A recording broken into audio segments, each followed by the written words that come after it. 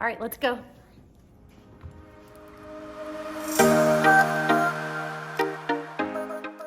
Cheers. Cheers. Okay, so remind me, what are we talking about today? Girl, what the F? Oh yeah, that's right. I'm Marnie. And I'm Megan. And we're just trying to make it make sense. So we're talking about the relationship F words, like family, friends, foe, frenemies, Okay. all of the F words. So how are those the same and how are they different? That's what we're going to talk about today. Yeah, let's dig in. So for me, family is quite obvious, right? Family. Right. It could be your nucleus family that's right at home, that extends to the uncles, aunts, grandmas. But I also think, and I'm not sure, I don't know that we've ever touched on this subject, family to me doesn't always necessarily mean blood. No, I agree with that. We Yeah. have like friends who become family, so the family, Yeah, you know. 100%. Sometimes people that you might get along with better than your own blood, or they Yes. might have your back better than your own blood. Yeah. So kind of family by choice. Yes, 100%. And then I also feel like there's that family that becomes frenemy. That's family. not all wrong either. And that sometimes can ebb and flow a bit. For There's sure. a lot of grace and forgiveness with family, obviously. Yeah, for sure. So yeah, but that's funny. Yeah. It's true. So the next one is friends. What is your clean-cut definition of friend? Is this a trick question? Well, kind of, because there's all different levels of friends, Okay. I think. I agree. I was just about to give Yeah. like my what's a friend, and then I was like, Ooh, what is a friend? it encompasses a lot. It does. There's like the true ride or die. You know, they've been a lifelong since childhood, somebody that you can call. Maybe you don't see them for a decade, but you pick up the phone and it's like no time has passed. Right. A friend like that. For sure. For me, it's like a lifelong friend that you've had forever. You don't necessarily talk every week, every month. I mean, I've got some girlfriends back from middle school, you know who you are, that we may talk every 3 months. But when we do, we pick up where we left off. The connection is always there. And if I needed something today, tomorrow, midnight on Thursday, I could call them and I know that they would be there. Yeah, I have one friend that I've had since 8th grade. Yeah. And she'll know if she's watching this exactly who she is, because we may only call each other on our birthdays. Yeah. Or some years we've missed that too. And we'll go years without talking. Yeah. But if something happened to my family or She'd be some one of the ones tragedy you call. occurs, she's my first call every single time. Yeah, I have a girlfriend, you actually know her, that as we're getting older, we get lots of news that somebody's passing or whatever, and she's my first phone call and I'm hers. And I'll literally answer the phone, who passed away. Tell me what happened. Like, and we just know that, you know. Yeah.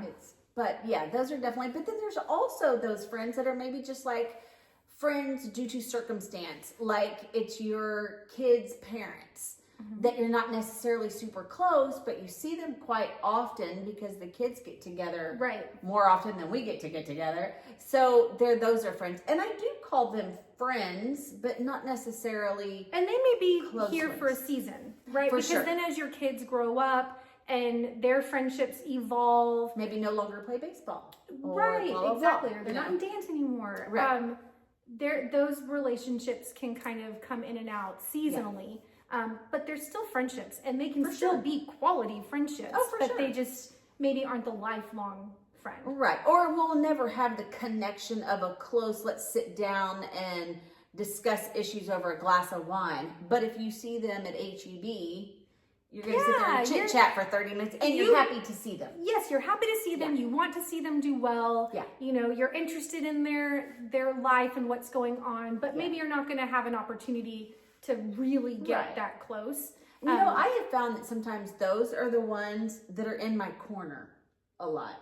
Yeah. You know what I think mean? you're Like right. cheering you on from afar, or the sweet comments, or the sweet texts on my birthday or whatever. Yeah. So I find that odd that sometimes the super, super close ones, you don't necessarily feel that from, but then maybe some of the, not lesser friendships, but you know, the newer maybe friendships or on, you know, I can see that. I think I can even relate to that too. I've got some of that in my life too. Yeah. And then there's the work friend, who is a great friend, because think of how much time you spend at work or with your work circle. And those friends are special because they're with you in the day-to-day, I call it my work bestie. Yeah.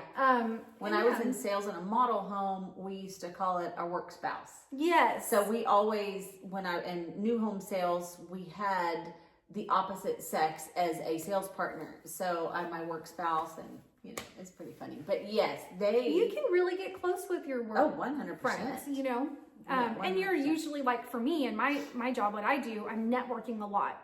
So if I'm, out at a social function, that work friend is crucial because they're the one you're spending time with and you're socializing with, and it's fun. So it's good to have those connections for sure outside of your immediate social circle. And they're the ones too that understand your frustrations with that job. Exactly. Exactly. Like that's why you and I get to chit chat so much about it. We kind of get the best of all the Several. things. Like our kids hang out together. Yeah. We work together. Yeah. We are actual friends. We are neighbors. I mean, but above all, I would choose you as a friend over like any of the other subcategories. Well, thanks. I would choose you too. We're so goofy. Okay, so the next one, which is foes, kind of speaks for itself. Maybe these started as friends, right? Or hell, let's just put it out there. They started as family. That's true. And now they're a foe. But to me, a foe doesn't necessarily mean or take on that feeling of anger and hate. To me, foe could just mean a mutual understanding of we're not vibing. I don't have any interest in being back in your circle, and they don't want me in theirs, and that's perfectly fine. You just cut ties. Yeah, and I'm totally cool with that. I like the clear cutness. Is that a word? Clear cutness of that, because I'm very upfront and shoot from the hip type of girl. If I don't like you, you probably know it, because if I haven't said it, my face did. I think I would need like true closure. I have had friendships that teeter on someone's becoming foe, and it gives me anxiety because there's no clean cut closure. There's not an end or a split or a friend breakup. Right. Well, then that means that probably something hasn't happened. So that means that you're confused. And I've had those too, and quite often, probably like, gosh, I haven't heard from so-and-so in quite some time. And then I start replaying, like, did I say something that may have been offensive or whatever, and blah, blah. And for me too, it's like, I've given grace over and over and over, and I'm forgiven and I'm forgiven, but I haven't forgotten. And then it's one thing will happen, and I'm like, okay, that's it. Yeah. But some kind of hang in the balance, I guess, for a little bit. Yeah. So for me, like when the break happens, when like a specific event happens, it's pretty scary how I can cut off ties and never look back, and honestly never think about it again. But that's just you being true to you. Yeah. That's just knowing. Keeping myself healthy mentally, emotionally. Yes, you know your boundaries. And I'm done. You know what you can tolerate and what you're willing to forgive and forget. For sure. So I don't know, maybe like that hang in the balance, is that a frenemy? Possibly. I mean, I don't know. I don't have many. I was going to say, I think frenemy for both of us is a little hard because I don't have any, like I said, I'm pretty clean cut. If you're my friend, you're my friend. And if you're not, you know it. And so frenemy is a tough one for me because I don't typically keep around those type of people. Yeah, it doesn't feel good. Right. So that maybe the teeter-tottering might be the frenemy. To me, the frenemy for somebody else might be that, what's that old saying? Like, keep your friends close and your enemies closer. True. Like, I'm really not that way though. Yeah. If you're my enemy, you're not in my life. I was going to say, certainly not around my kids. Yep.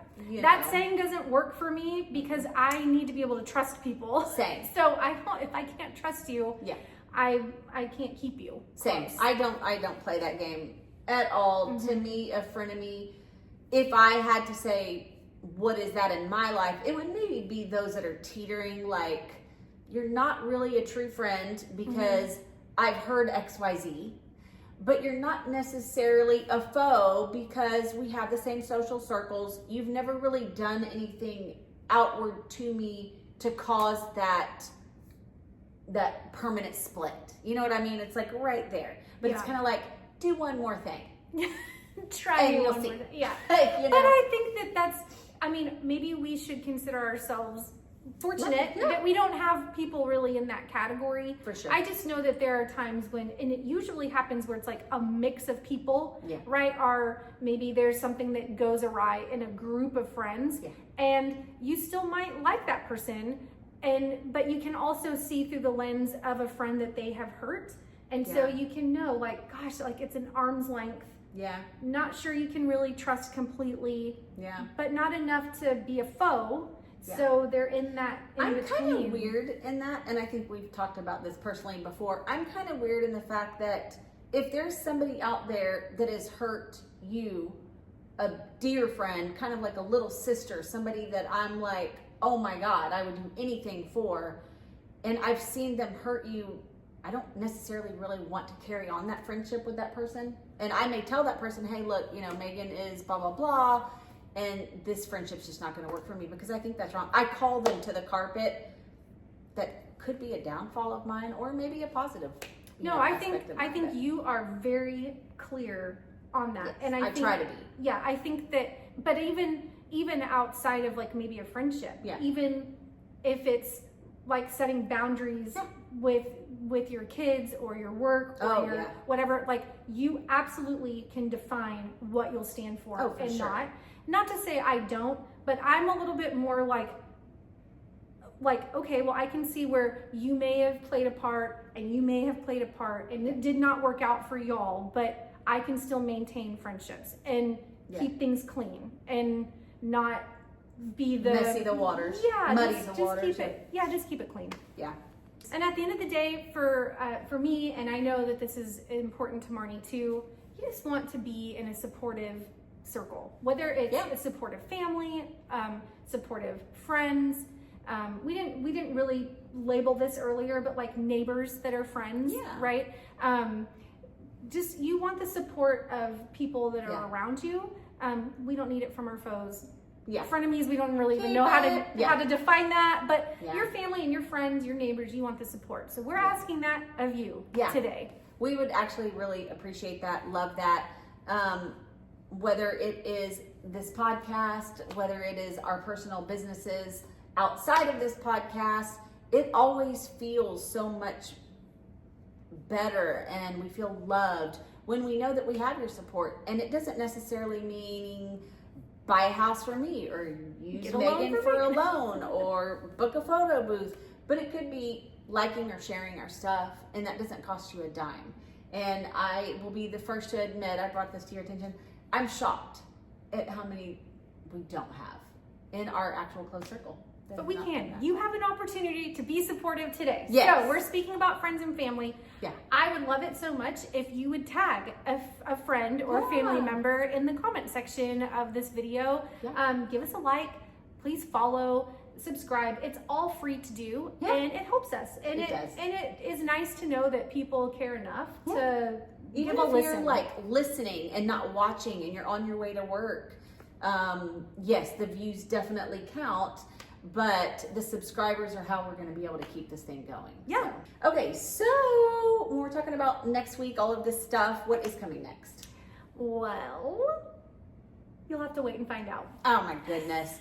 All right. Well, if you are out and about and you happen to see us at a local diner or eatery or distillery or wherever, tap us on the shoulder and say, "Mim's the word," and your next drink's on us.